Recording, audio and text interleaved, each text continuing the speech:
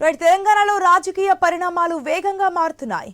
తెలంగాణ కాంగ్రెస్ నేతల ఢిల్లీ పర్యటన చర్చనీయాంశమవుతోంది. CM Revanth Reddy, deputy CM Bhatti Vikramarka, PCC chief Mahesh Kumar Goud, మంత్రులు, ఎమ్మెల్యేలు ఢిల్లీలో బిజీగా ఉన్నారు. కేబినెట్ విస్తరణ, కులగణన, ఎస్సీ వర్గీకరణ వంటి పలు కీలక అంశాలపై ఏఐసీసీ పెద్దలతో చర్చిస్తున్నారు. 2 రోజుల ఢిల్లీ పర్యటనలో భాగంగా ఏఐసీసీ ప్రధాన కార్యదర్శి కేసీ వేణుగోపాల్తో సమావేశమయ్యారు. కేబినెట్ విస్తరణలో కొత్త వారికి అవకాశం ఇస్తారా లేక పాతవారినే కొనసాగిస్తారా అనే అంశంపై హైకమాండ్ తెలంగాణ ముఖ్య నేతలకు స్పష్టత ఇవ్వనుందని సమాచారం. కాసేపట్లో ఏఐసీసీ పెద్దలు, పార్టీ చీఫ్ మల్లికార్జున ఖర్గే, రాహుల్ గాంధీతో కూడా సీఎం రేవంత్ సమావేశం కానున్నారు. ఈ భేటీలో కేబినెట్లోకి ఎవరెవరు చోటు సంపాదిస్తారన్నది తేలాల్సి ఉంది.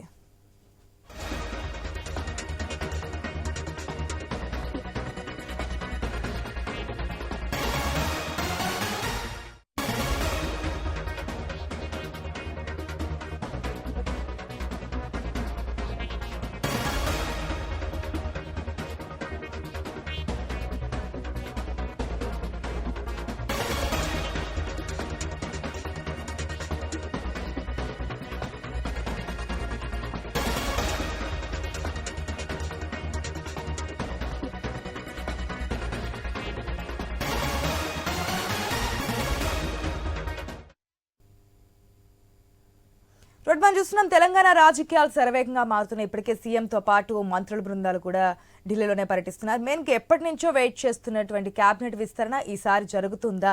ఎవరెవరికి చోటు లభించబోతోంది? ఒకవేళ ఎటువంటి నిర్ణయం తీసుకోబోతున్నారు? ఇవన్నీ కూడా క్లారిటీ వచ్చే అవకాశం ఉన్నట్టుగా తెలుస్తుంది. పూర్తి అప్డేట్స్ మా ఢిల్లీ ప్రతినిధి రామకృష్ణ ద్వారా తెలుసుకుందాం. రామకృష్ణ, రేవంత్ ఢిల్లీ పర్యటన అత్యంతం కూడా రసవత్తరంగా మారనుంది. ఎందుకంటే ఇప్పుడు కేబినెట్ మెయిన్ ప్రధానంగా చూసుకున్నట్టుకైతే కేబినెట్ లోకి ఎవరిని తీసుకుంటారు, కేబినెట్ లో అసలు ఎవరిని తీసేస్తారు, ఇది చాలా కీలకమైన అంశం. ఎందుకంటే కేబినెట్ లో కొంతమందిని చేంజ్ చేయాలని కాంగ్రెస్ హైకమాండ్ కూడా ఆశిస్తుంది. ఎందుకంటే కొంతమంది మంత్రుల పనితీరు హైకమాండ్ కి తలనొప్పిగా మారటం కూడా అందుకు కారణంగా తెలుస్తుంది.